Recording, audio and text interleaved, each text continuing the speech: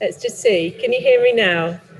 Marvellous. I know that we can be heard more virtually, which is brilliant. Thank you so much to colleagues who can hear us virtually as well. We're being joined in the room, in the virtual room, by at least I think around 100 people from around the world, which is tremendous.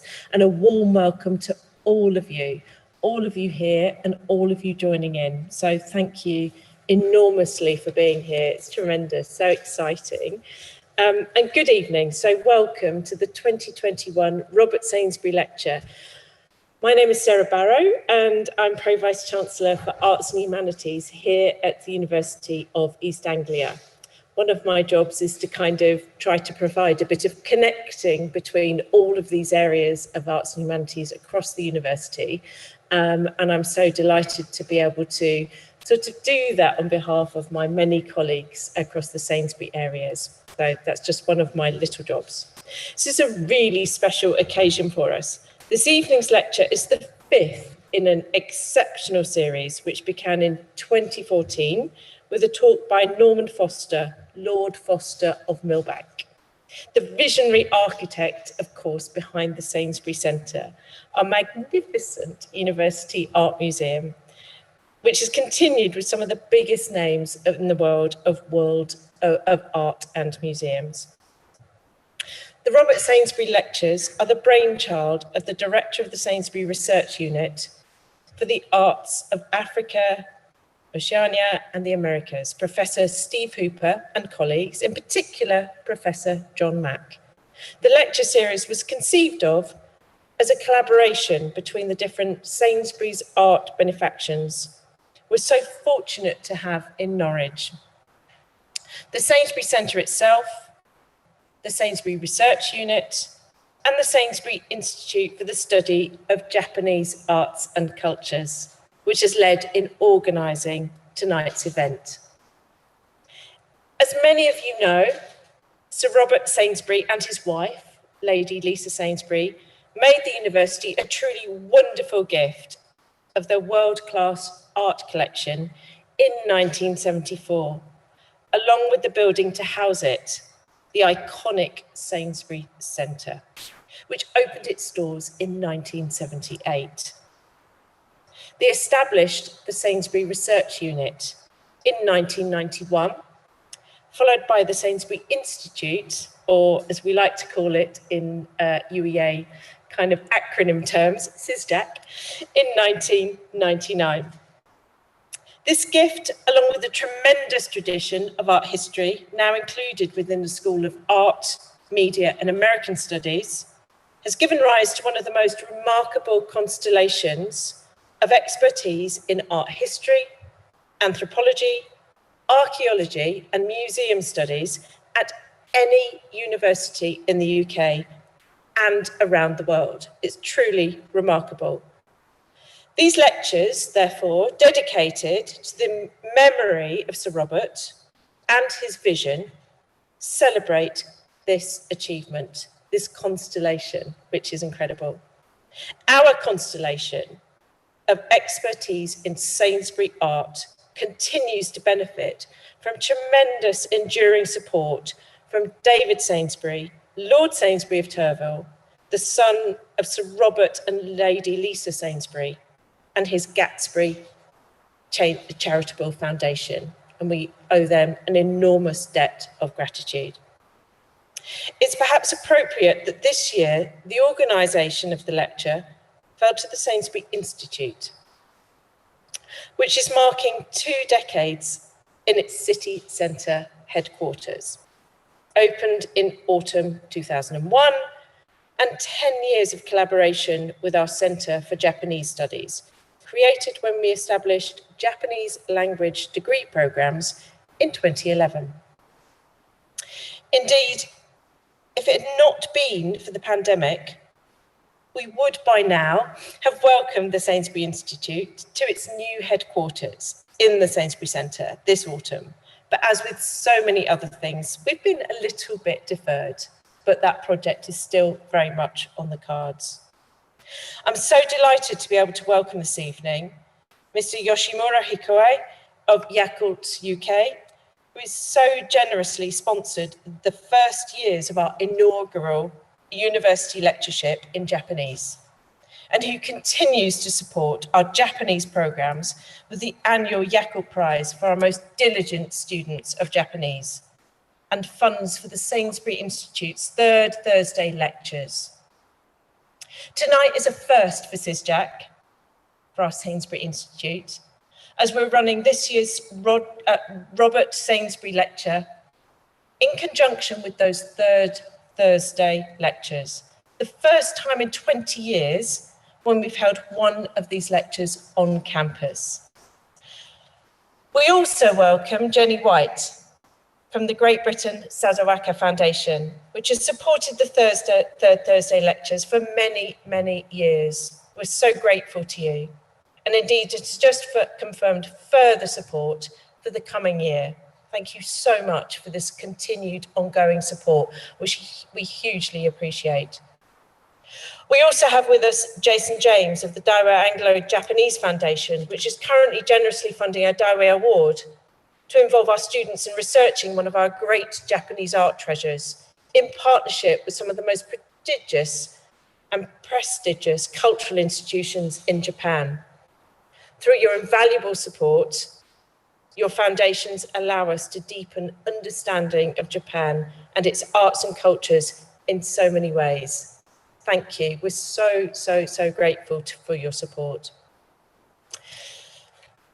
We're all too aware of the impact that this pandemic has had on university and broader museums life, on cultural life, let's be frank. Along with museums and galleries across the world, we were forced to close to visitors at the peak of the lockdowns. The Sainsbury Centre, however, has continued to host wonderful exhibitions and do amazing things. So we are now very pleased that we are hosting the wonderful exhibition with Leiko Ikumura Isagi in Wonderland. And we're delighted that having had to install the exhibition via Zoom, that Leiko and her husband, Philip von Matt, are here and designed the exhibition and at last able to come to Norwich, I think just yesterday, and are joining us here this evening. A warm welcome to you both. It's wonderful to have you here today. Thank you. Thank you for everything and for kind of helping us keep the spirit of Sainsbury alive during the pandemic. It's just been wonderful. Thank you. We really look forward to further new exhibitions and programmes at the Sainsbury Centre under, of course, our new director, Professor Jacob Cooper, who joined the university just 2-3 days ago, just this week. So despite the imposition of pandemic restrictions, the Sainsbury units have found creative and innovative ways. I could go on about what they've done. It's been amazing. Thank you to all of you. To maintain their world-class teaching, research and outreach, taking full advantage of the online tools available to us. This evening is the first time that we bring a Robert Sainsbury Lecture to a global virtual audience. And I welcome you all, wherever you are and whatever time it is. Thank you for being with us. So just before I hand over to Professor Simon Kainer, Executive Director of the Sainsbury Institute for the Study of Japanese Arts and Cultures, to join this evening's speaker, I would like to thank all of you for joining us and everyone across the faculty, the Sainsbury units, everyone who's been involved in organising this event this evening. To be honest, we're still marvelling and slightly recoiling at the joy and wonder and slight kind of privilege really at returning to in-person activities. And I hope that tonight's talk presages an even fuller return to normal university and broader cultural life. Thank you so much to all of you. Thank you.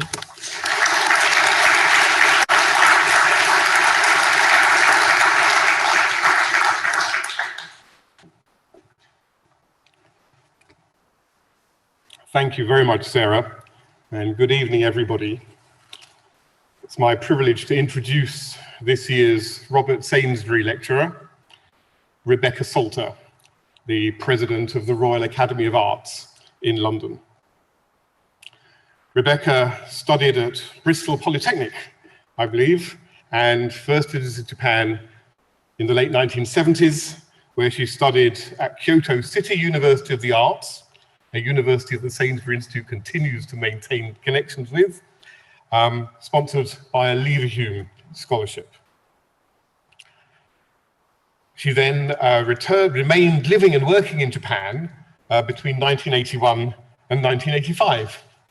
And just by some small coincidence, while you were in Kyoto, Rebecca, I was in the mountains up the road teaching English to delightful school children on the BET program. Ever since, Rebecca has continued her engagement with Japanese art, architecture, and aesthetics, and has written 2 books on Japanese printing. And those are Japanese woodblock printing, 2001, and Japanese popular prints from votive slips to playing cards in 2006. Returning to London, Rebecca worked at Camberwell College of Art at the University of the Arts London and has exhibited regularly in London and internationally, including a major retrospective called Into the Light at the Yale Center for British Art in Connecticut.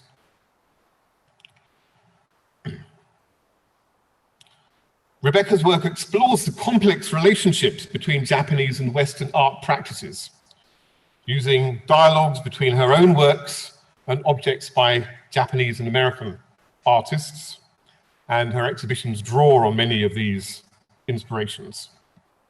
She's also undertaken several architectural commissions during her career. Hospitals in London spring to mind, and the NGS Macmillan Cancer Unit. Previously elected as a Royal Academician to the category of printmaker in December 2014, and as Keeper of the Royal Academy in 2017, Rebecca was elected as the first female president of the Royal Academy of Arts of London on the 10th of December 2019, and we could not have a more appropriate, more wonderful speaker for our Robert Sainsbury Lecture this evening. Rebecca.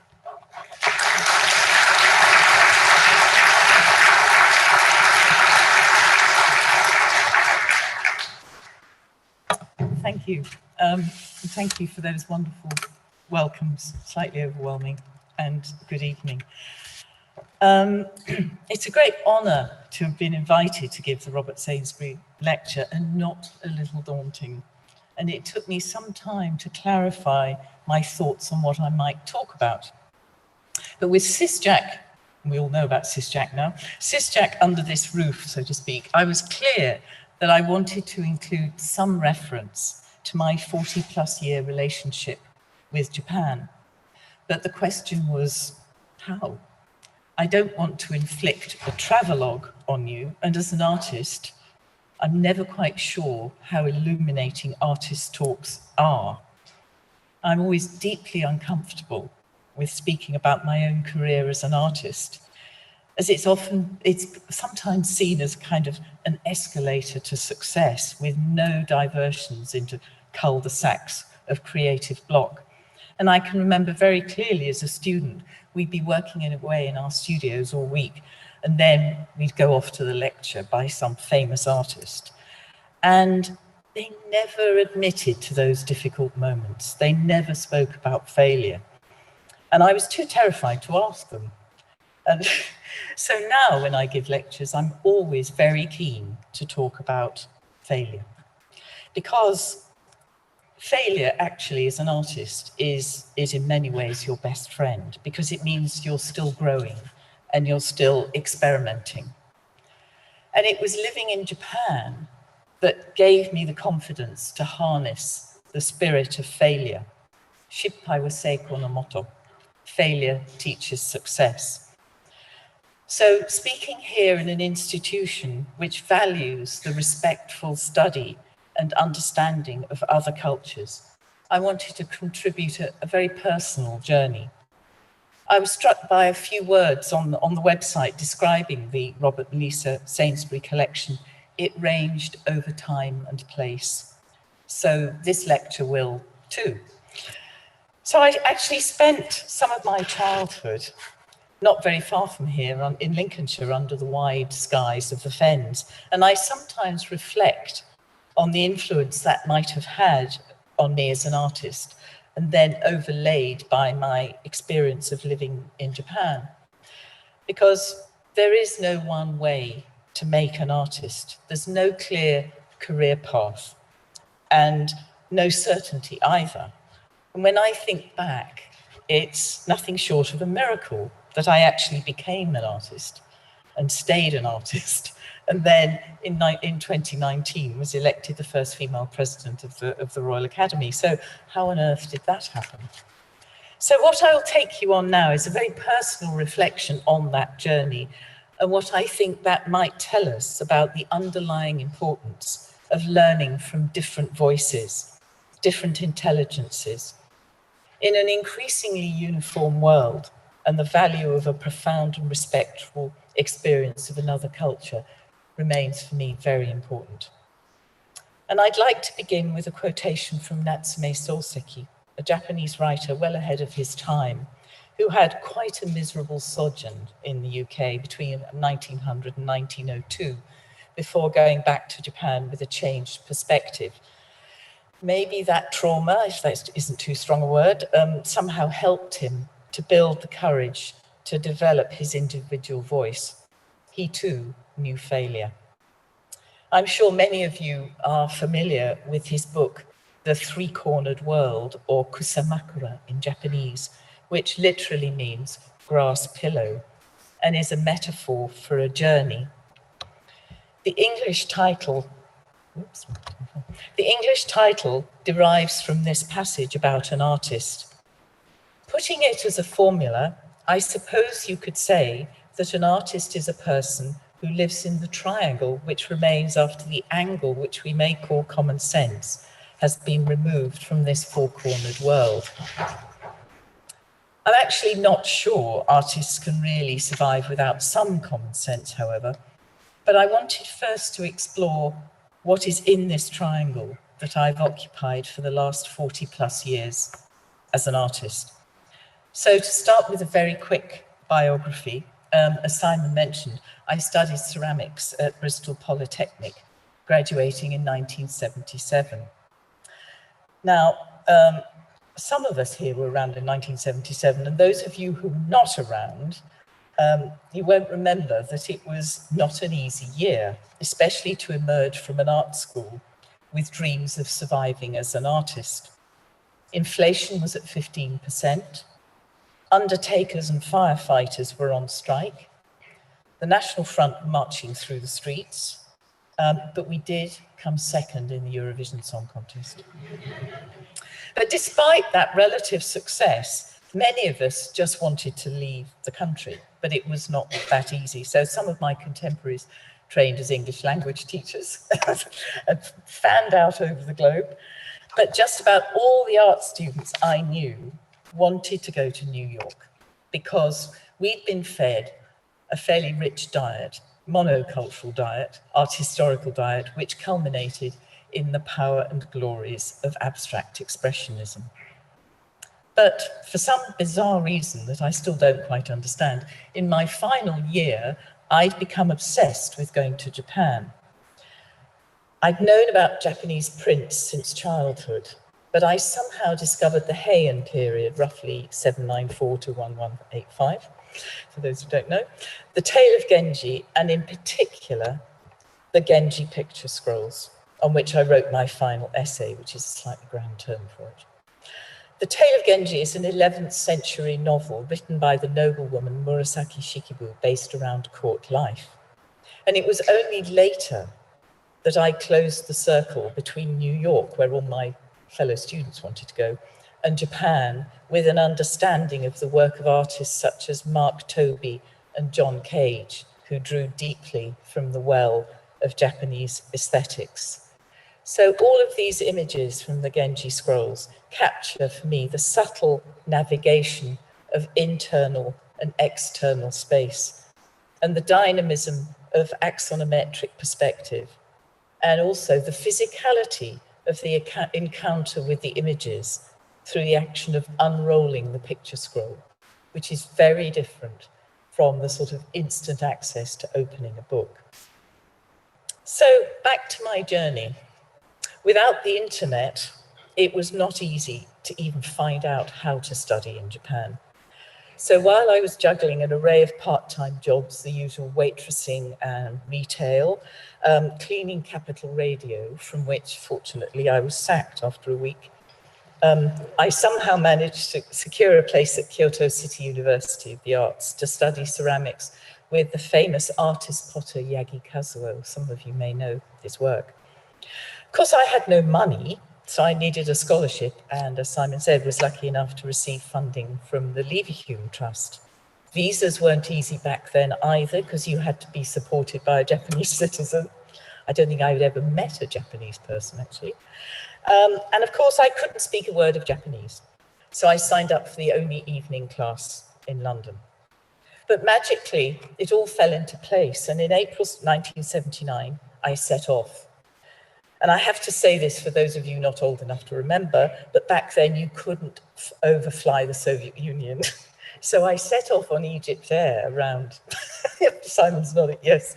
It was 24, 36 hours via Bahrain, Bangkok. I mean, it was extraordinary. But arriving in Japan and understanding absolutely nothing is one of my most precious memories. And all the more so because I think now that that degree of dislocation is almost impossible. We know too much about each other, or we think we do. And also it's almost completely impossible to leave one life behind. It follows you around on Skype or FaceTime. So I still relish the mixture of fear and delight at that first encounter with the completely unfamiliar. But what was familiar when I got there was the art school, where a low level of creative chaos is fundamental and pretty much universal. So the surroundings may have been different, but the atmosphere, which results from a group of students under one roof, devoted to exploring and experimenting, was very recognizable. The greatest sadness and difficulty in practical terms was that Yagi Kazuo died a month before I arrived. So I was, in effect, a bit of a masterless student, or in Japanese, a ronin.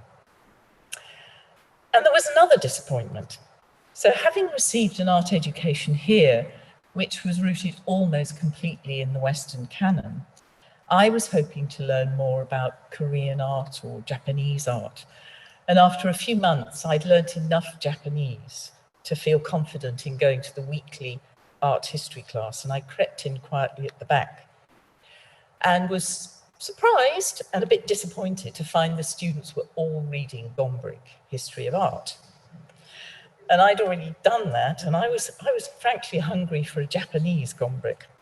But this incident was a revelation, and I think about it a lot now, because for the first time, I was able to glimpse the contemporary art world through the eyes of my fellow Japanese students.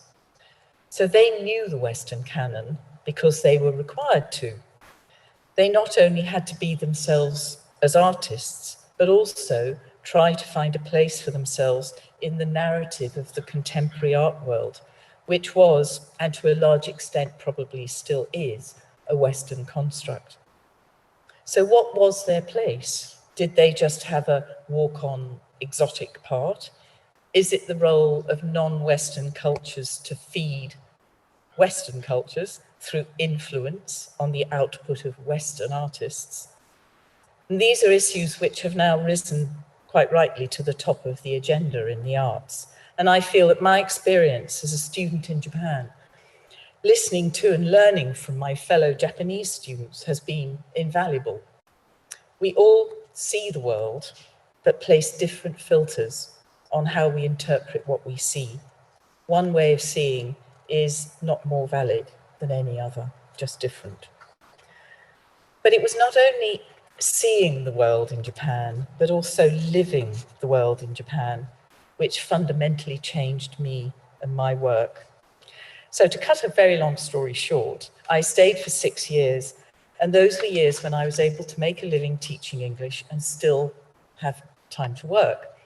I also had tremendous freedom. I wasn't a Japanese person, so was free of those societal expectations, and neither was I subject to the trends that were swirling through the art world in London. And I quickly realized that I didn't have the patience for ceramics, and I abandoned the 3D life in favor of 2D. And I was exploring unfamiliar materials, Japanese paper, sumi ink, brushes, and learning to embrace the many failures that resulted. But the lessons learned were profound. Although I was wrestling with art materials and devouring art books and exhibitions, it was architecture, the built environment, and beyond that, its pictorial representation, which proved most influential. So through my study of the Genji picture scrolls, I had a theoretical understanding of architectural and pictorial space. But then I found myself actually living in this different spatial tradition while exploring its translation into a pictorial tradition. I'd moved from a world defined by walls to a world defined by the floor. The ambiguity between the inside and the outside, which I'd found so exhilarating in the Genji scrolls, was now my experience. And I'd left behind the symmetry and frontality of Western buildings and was immersed in the fluid, multi-directional nature of Japanese architecture. But I don't want you to think for a minute that I was living in one of Kyoto's architectural treasures. I was, in fact, in a scruffy dormitory building with 2 small tatami mat rooms. But that modest, run-down building did play by the rules of Japanese space, and that was enough for me. It understood how to make an expansive space out of the smallest of places, and also understood the language of subtle differentiation by texture. Rigid compositional elements, essential to the definition of Western architecture, were replaced by spatial definition through the human activity that takes place within the space. Whereas Western architecture holds you at a distance and invites the viewer to feel an element of mastery, perhaps, over all that he or she surveys, Japanese space entices you in through ambiguity and scattered signs and symbols. And the very same can be said of Japanese pictorial composition, which invites the viewer to go beyond the picture plane, to enter and explore. And I'd now like to try to tiptoe through my first draft of understanding how that Japanese lived environment found its way into my work, and frankly has stayed there, even though I'm now back here inhabiting the Western tradition that I had left behind. So my head is partially still elsewhere. My practice is sustained in various ways which have become essential. How do we experience space, place, the life of a line? How do we perceive pictorial time? How do we navigate texture? And I'd like to begin by referencing the Japanese architect Maki Fumihiko, quoted in Barry Shelton's wonderful book, Learning from the Japanese City. And Maki writes very eloquently about the spatial qualities of Japanese cities, especially the collage-like amorphous relationship between the center and the periphery, or the figure and the ground. And he suggests 2 kinds of order. The parts are systemic, or clock, which is characterized as Western, and cloud, where the relationships are in an unstable equilibrium, a flexibility which characterizes Japanese cities. Japanese spaces tend to move from the outside in, centripetally. And the dynamics of Japanese pictorial composition are similar. The strongest element is the edge, how we as a viewer engage with it, and how the content of the work interacts with it, and the edge's role in anchoring the composition. So I'd like to start by showing you some of my earliest works, which I made in Japan, where I think you can clearly see that I'm making tentative steps towards dismantling my Western systemic or clock training, and I'm attempting to bring into my work the space I'm experiencing. You can see how I'm struggling to escape the vortex of central perspective, grappling with the flatness and flexibility of Japanese architectural space, and ultimately trying to move out to the edges to stabilize the composition, and then ultimately, one hopes, have the courage to leave behind a center with a mere memory of presence. And of course, it's inevitable that if you move everything to the edge, you are then confronted by the vacant center, which is a pretty terrifying prospect if you're used to the systemic parts or the clock of Western perspective. The challenge is to stabilize the unstable equilibrium of Mackie's cloud around nothing. For me, the most influential writing around this, again by another architect, was Isozaki Arata's publication Ma, Space, Time in Japan, and how I wish I'd seen that exhibition in either Paris or New York.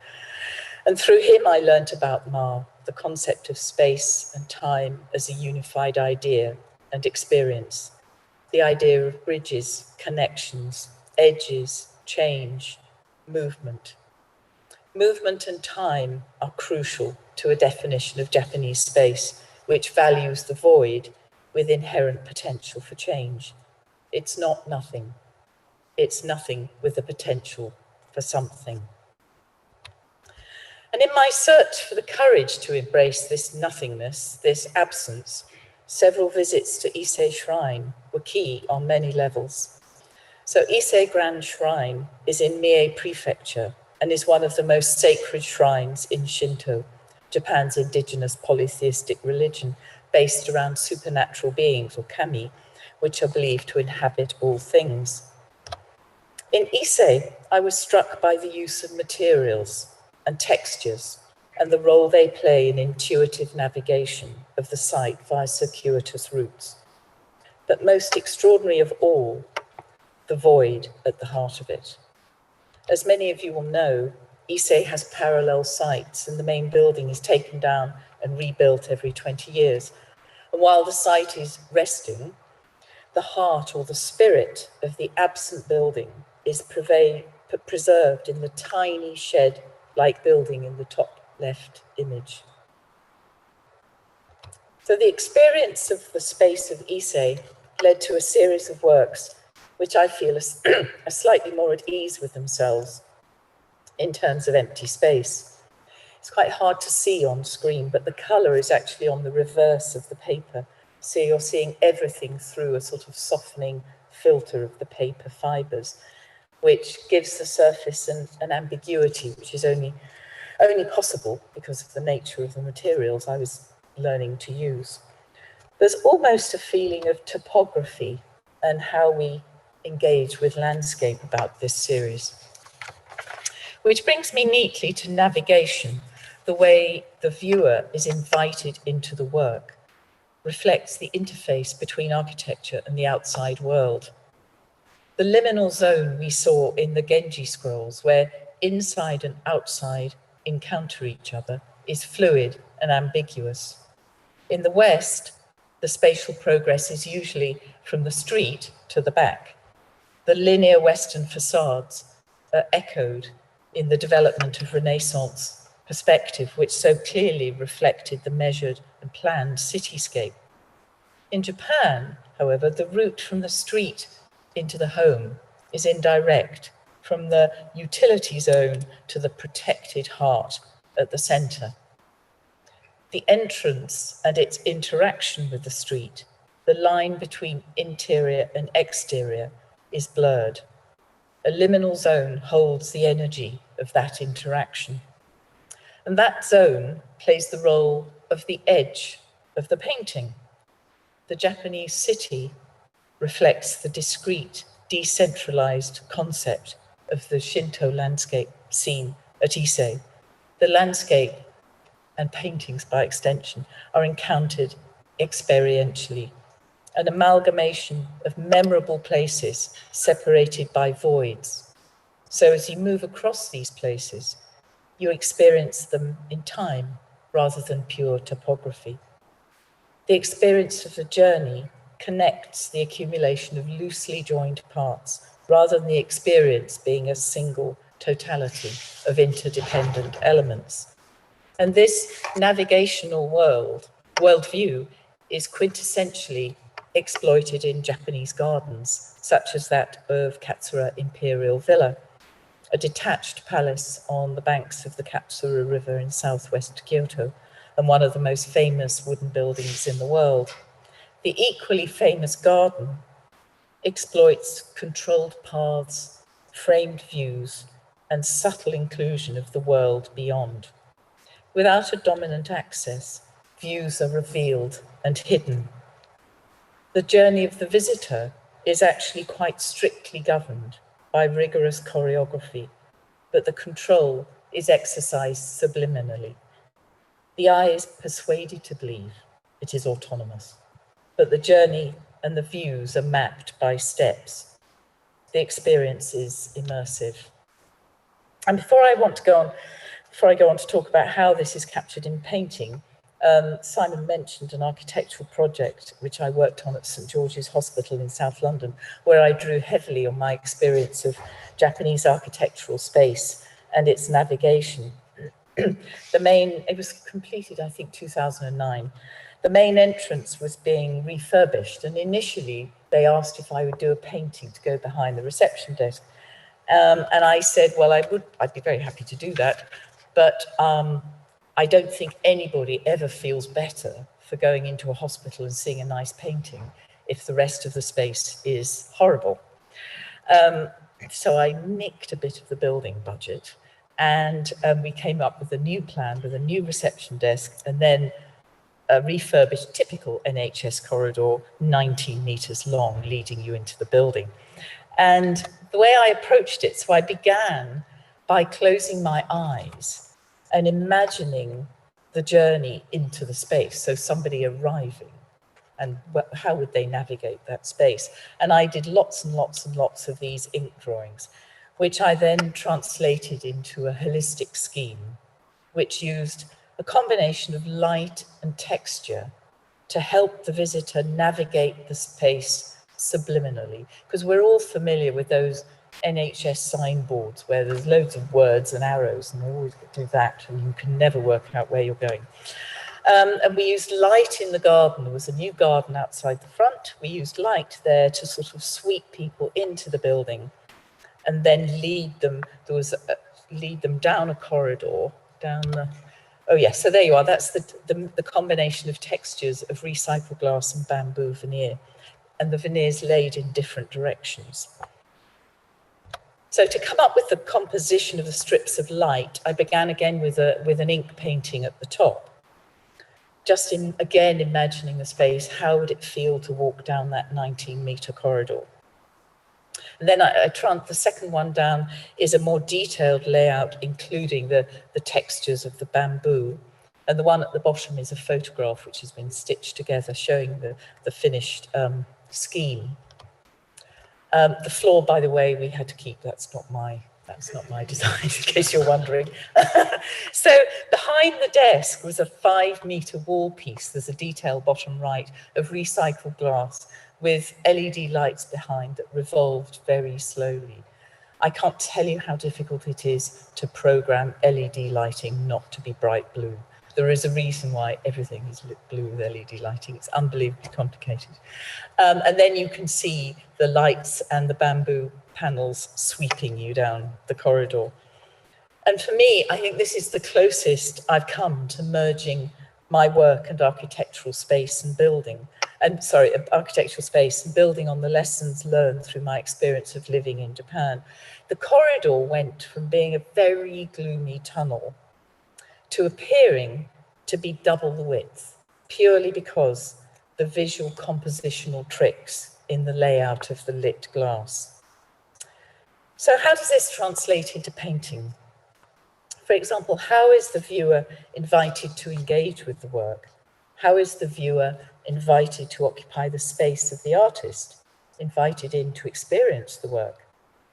In the Western tradition, a powerful frame directs the focus and offers a sense of completeness.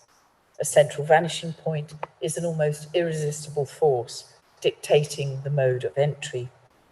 In the East, the encounter is different. Near objects can often be right on the picture plane, interrupting the sweep of broader views. An illusion of space is created by superimposition, piling them up on the picture plane. The eye of the viewer is gently encouraged in to wander and explore, in apparent ceding of control by the artist. Far from being held outside the painting as an observer, the painting offers a space for the viewer to come in, to make the space into a place. And I often say that in my work, I aim to create a place to be. And in this large drawing in my mind, the different scale of the lines breaks up the space and gives the viewer a route in, a route to the beyond. To me, it almost feels like a flattened stage set, and you feel that you could walk through it. And this is a much more recent one. In fact, this was a painting I did during lockdown. So the bold calligraphic line in this work offers a clear path, which is then subtly disrupted by the millions of tiny dots. And the dots were created by dipping a pen into white paint and making dots until the paint ran out, and then moving on. So each group of dots can be read in time, and they appear to almost hover above and neutralize the much bolder calligraphic line. And having created these ambiguous spaces, as I mentioned earlier, they're defined by the activity that takes place within them. I became particularly interested in the concept of utsuroi, which Isozaki includes in his exhibition catalogue, and which relates not only to the content of the work itself, but also the role of the viewer. Originally, the word utsuroi referred to the moment a spirit, or kami, entered a vacant space, and that's echoes of Ise Shrine again. But later, it came to signify that moment of change from one state to another. Shadows cast, fading of life, wilting flowers. For me, it is fleeting presence within absence. And we're all familiar with the four elements, earth, air, fire, and water, which are at the core of most formation myths. But for transformation, a fifth element, an animating breath perhaps, is needed. To truly activate the work, the artist needs to almost put aside the rigorous training and surrender to the animating presence of creativity. The viewer too needs to free their mind and allow the work to invite their presence, to participate and contribute. In the words of Gombrich again, claim the beholder's share. It is as if dormant energy integral to the work is animated by the presence of the viewer. And in these three works that I'm going to show you now, I imagine that there is an underlying force, perhaps a little like a magnetic field, which is holding the composition. In this drawing, I made the marks first, just in water, which means you can't see what you're doing, and then added colour afterwards, which brings a level of unpredictability to where the colour will go and what form it takes. And that gives you a very dynamic relationship between extreme control and serendipity. And in this work, I used charcoal to create vortices of energy. It's very hard to see in reproduction, I'm afraid, which are then overlaid with subtle white marks, which appear to calm and contain the forces on the picture plane. And this drawing bridges both, in my mind, an animating presence and also the use of texture as a disruptor, and illustrates another important element of Japanese space, which contributes very subtly to its navigation, and that is texture. If you close your eyes and imagine a traditional Japanese house, you experience mud, doma, at the door, perhaps, and as you remove your shoes, you step up onto polished wood, then onto tatami mats, and sometimes even tatami mats of different sizes of weave. And that textured journey experienced through your feet has taken you right to the heart of the house in a completely subconscious way. And you move from a very understated front through to the finer inner sanctum.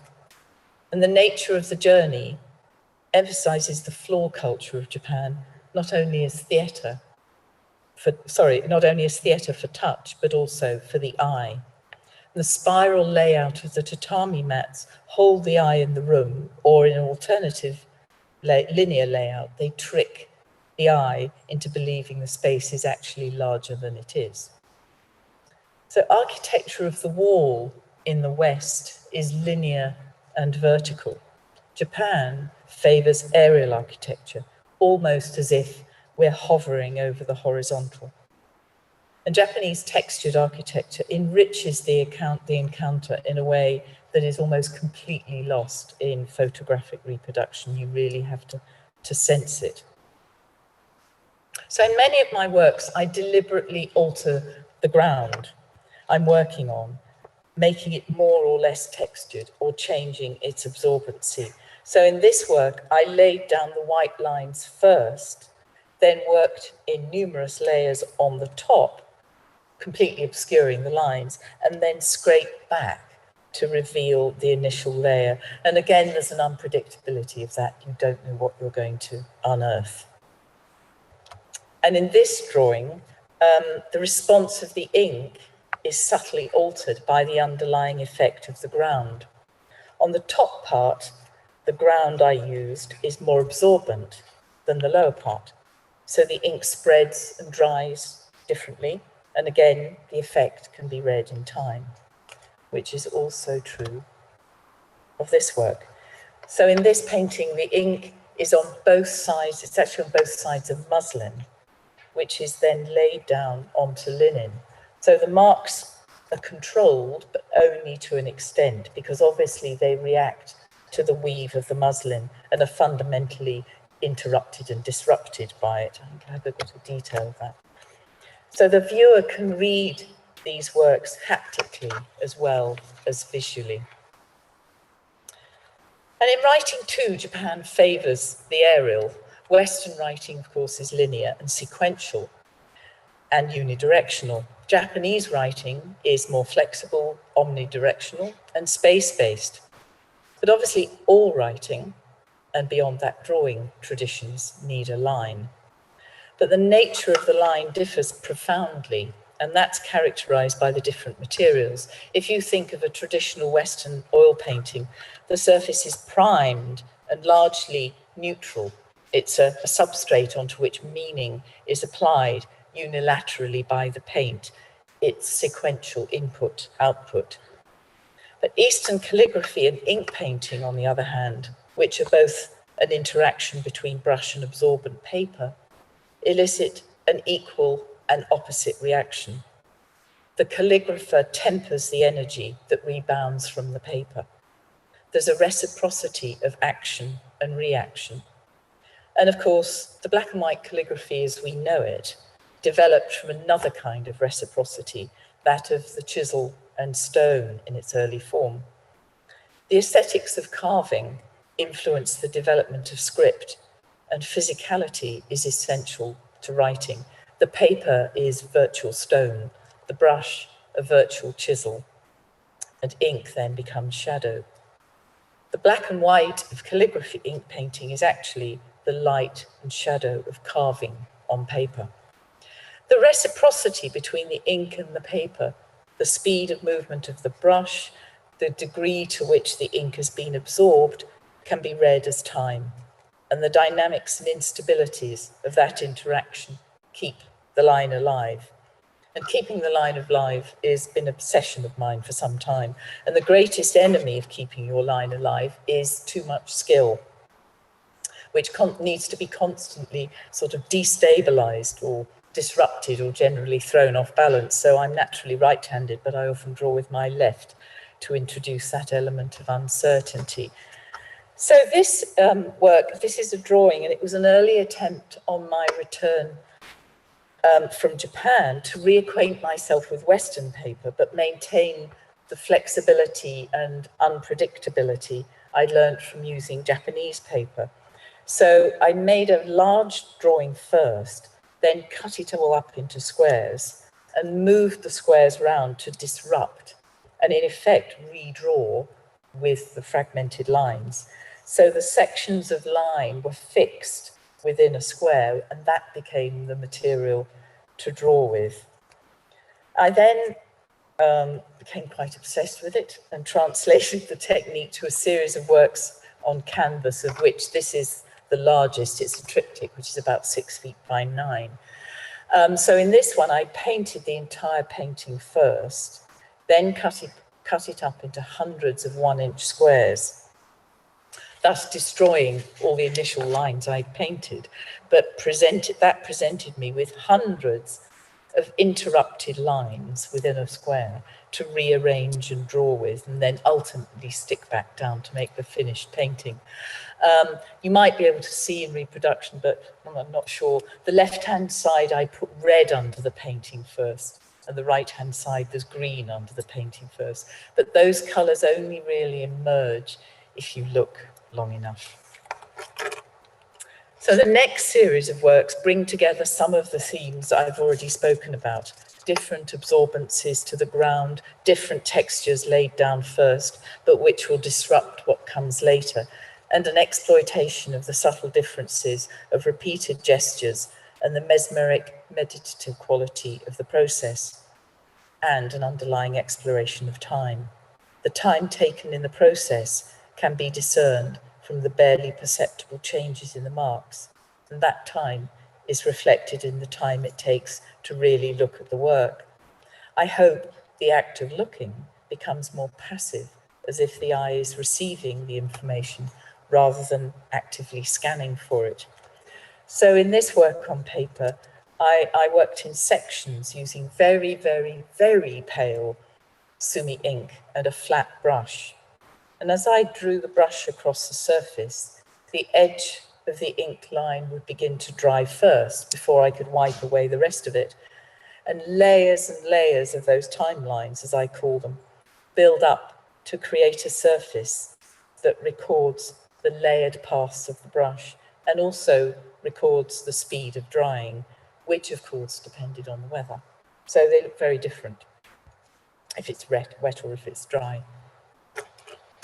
And this work uses pencil, and the two halves use different hardness of pencil. So on the left is 9H, which is very, very, very hard. And on the right, it's 5H. And the marks are made just by moving my wrist.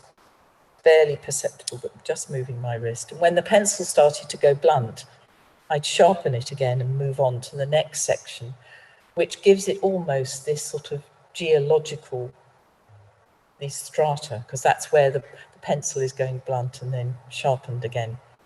And it's absolutely impossible to hurry any of these processes.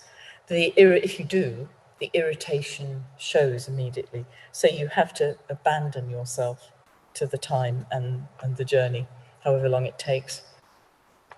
So as this journey this evening that I've taken you on comes to an end, I wanted to reflect on perhaps the greatest lesson I've learned through my long engagement with Japan. And it's an enduring respect and appetite for incompletion. And in some eyes, incompletion can be seen as a failure. a failure to decide, a failure to complete.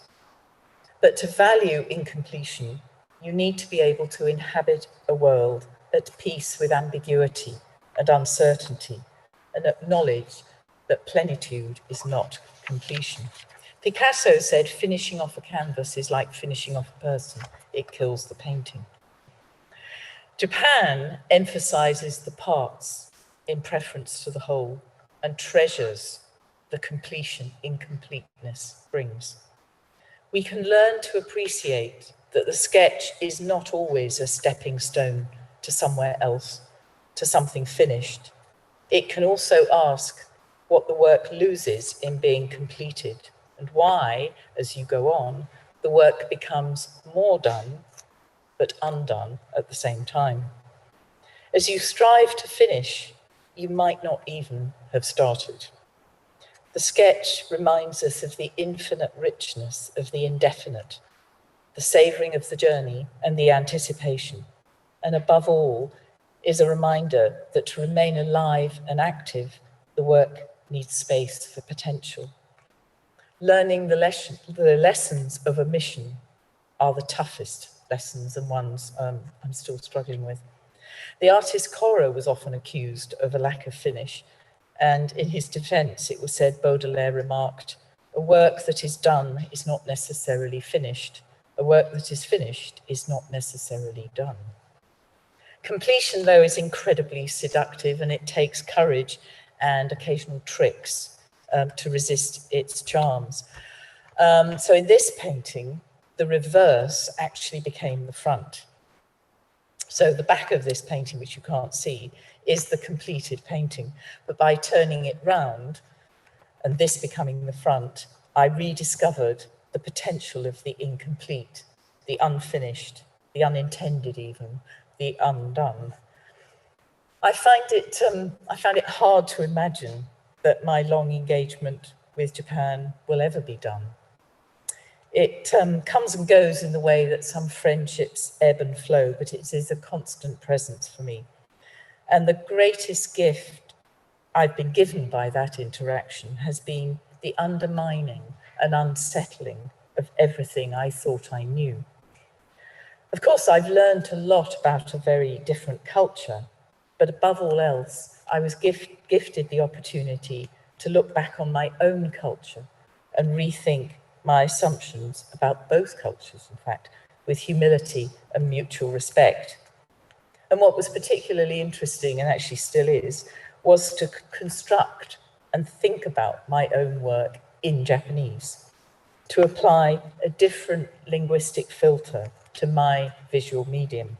And it seems obvious that if we look at the world differently, represent the world differently in art, then we would speak about the way we have represented the world differently. And even now, I occasionally deliberately switch to thinking about a painting in Japanese if I get stuck, and sometimes it just unlocks things.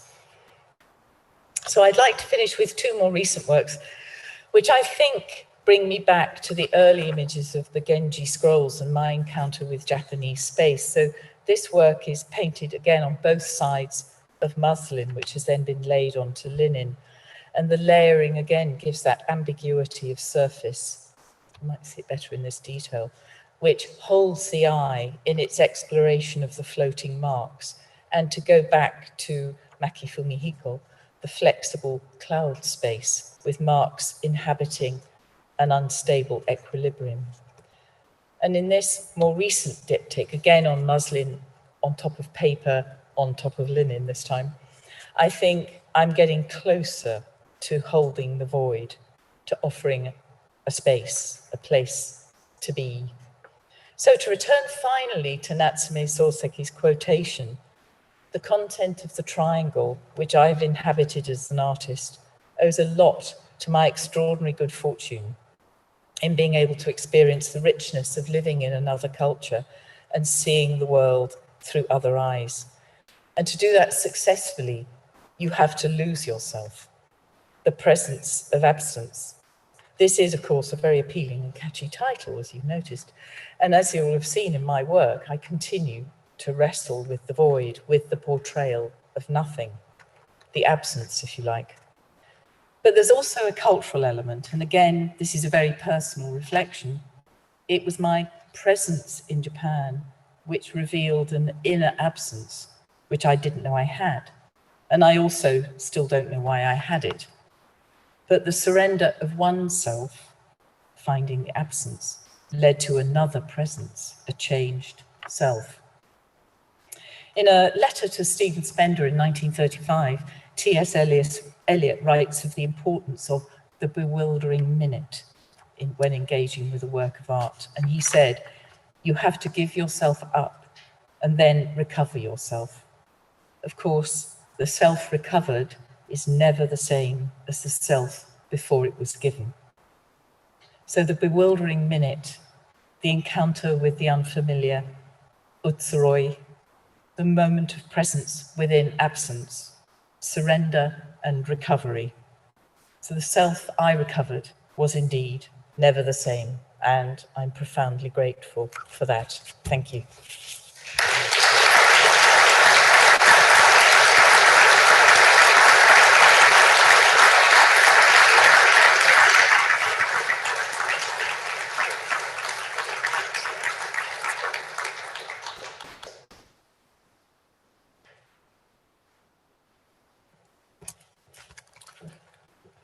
Rebecca, thank you so very much. You've given us such a huge amount to think about. Listening to your experiences, the way that Japan has so profoundly, I think, engaged with you and you've engaged with it. This whole notion of the presence of absence, I find intriguing. I love that. The fact that you've taken us from this engagement with failure, which of course is such a deeply felt thing in Japan anyway, is that wonderful book, The Nobility of Failure by Ivan Morris, which is one of the things I often look at where you think one's running into difficulties and you know that many people have run into many bigger difficulties than you're facing. And I think the fact to be able to convey that to students, of course, are struggling with it, as we know, if it's Japanese in particular, we're all busily failing with trying to engage with that. But thank you. I think I have so many things that you've got me thinking about.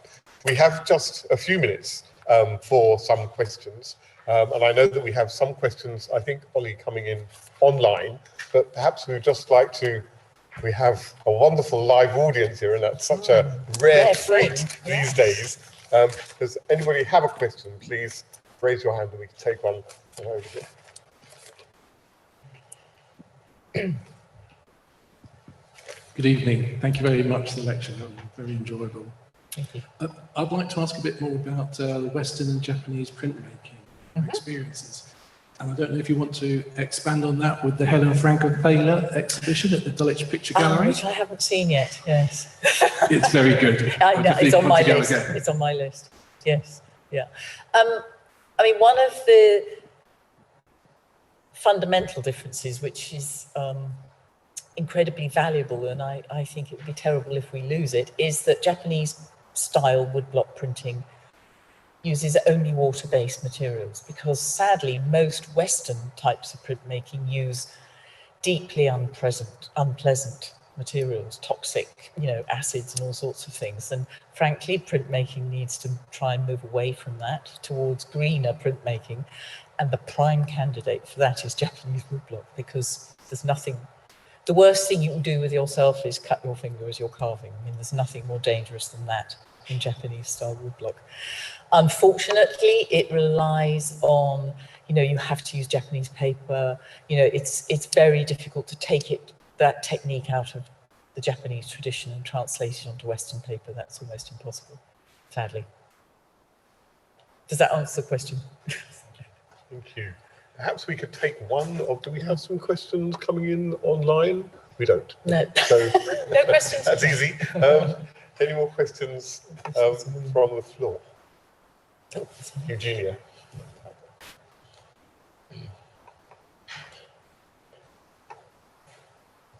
Thank you so much for this fascinating talk. And this rich material, visual material, and also so many things to think about. I have a question about your transcultural experiences.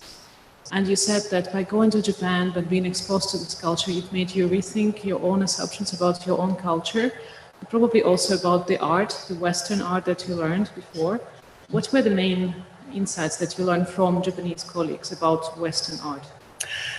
It wasn't so much about learning about Western art. It was really reflecting on how narrow my education had been, and the richness that we were missing out on by just focusing on the Western canon. I mean, things are very, very different now. I mean, I went to art school in the early 1970s. And I think what is happening currently, and I mean, I see this in my role at the Royal Academy, is that the focus is now global. And I think that's a wonderful thing. And I think these dialogues are precious, can be difficult, but are ultimately very, very rewarding. So I encourage them. The gentleman just in front of Eugenia with the spectacles. I had a question about how Japanese artists, art historians, audiences responded to your work and your engagement with Japan. Yes, I mean, that was very interesting. So when I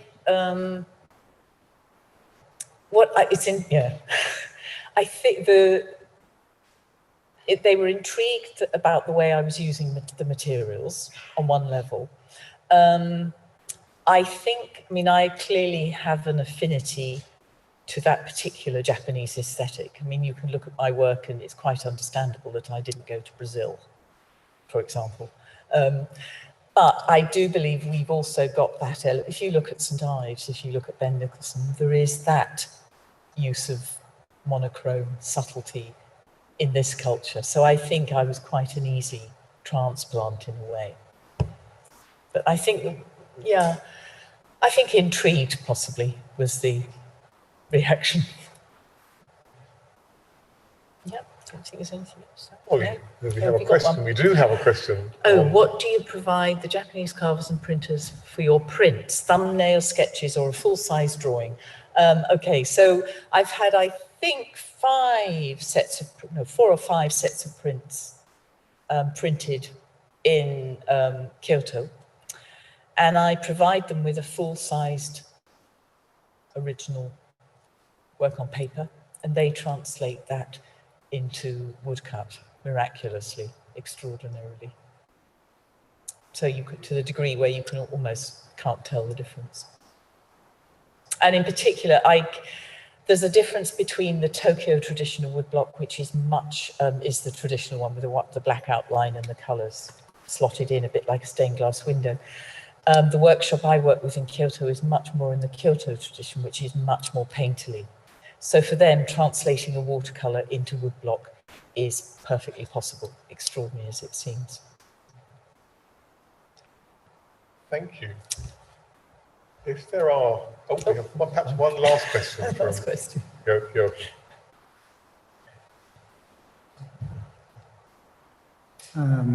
Thank you for your talk. I was wondering, you started the talk talking about how you were interested in challenging the Western canon, and yet now you sit as the president of the Royal Academy. And I was wondering how you, what do you see as your role currently in that institution? Keeping it alive. I think it's a very interesting time to be president of the Royal Academy, because I think if you look at what's happening, I'm not referring so much to the pandemic, but Black Lives Matter, Me Too movement. I mean, there's a lot going on in society, and cultural institutions need to be part of that conversation. And I think the Royal Academy is well placed to be part of that conversation. So that's the direction it is going in. Lovely. Well, thank you very much for engaging with our audience and the questions so beautifully as well. And I know that everybody will want to join with me in offering our profound thanks for such a stimulating an enjoyable lecture and giving us such a wonderful opportunity to come together, not only in person for the first time in such a long time, but also with our global audience of people out there as well. So thank you very much indeed, Rebecca. Thank you. Thank you.